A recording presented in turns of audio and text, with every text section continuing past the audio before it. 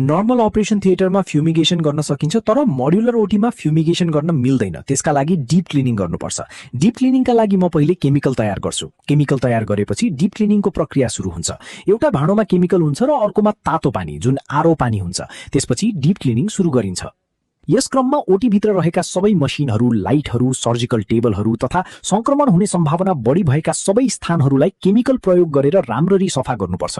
यही प्रक्रियालाई deep cleaning भनिन्छ। सर्जिकल टेबललाई राम्रोसँग सफा गर्नुपर्छ। यसको गद्दालाई दुवै तर्फबाट सफा गर्नुपर्छ र टेबलका प्रत्येक भागलाई ध्यानपूर्वक सफा गर्नुपर्छ। कुन भागमा बढी ब्लिडिङ हुने सम्भावना हुन्छ भन्ने कुरा तपाईलाई थाहा हुन्छ। त्यसैले ती स्थानहरूलाई विशेष ध्यान दिएर सफा गर्नुपर्छ। त्यसपछि एनेस्थेसिया मसिन तथा शल्यक्रियाको वरिपरि रहेका सबै खुला क्षेत्रहरूलाई पनि केमिकल प्रयोग गरेर राम्ररी सफा गर्नुपर्छ। यही सम्पूर्ण प्रक्रियालाई डिप क्लिनिङ भनिन्छ।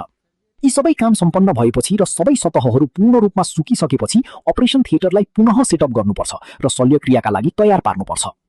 सबैभन्दा पहिले सर्जिकल बेड तयार गरिन्छ। त्यसपछि सर्जिकल लाइट जाँच गरी सेट गरिन्छ। त्यसपश्चात कुनै समस्या छ कि छैन भनेर सबै उपकरणहरूको निरीक्षण गरिन्छ। साथै सक्सन र डायथर्मी उपकरणहरूलाई पनि व्यवस्थित रूपमा तयारी गरिन्छ। यी सबै प्रक्रिया पूरा भएपछि सम्पूर्ण अपरेसन थिएटर डिसइन्फेक्ट भएर शल्यक्रियाका लागि पूर्ण रूपमा तयार हुन्छ, जसले गर्दा कुनै पनि बिरामीको उपचार वा शल्यक्रिया गर्दा संक्रमणको जोखिम न्यून भएकोमा विश्वस्त हुन सकिन्छ।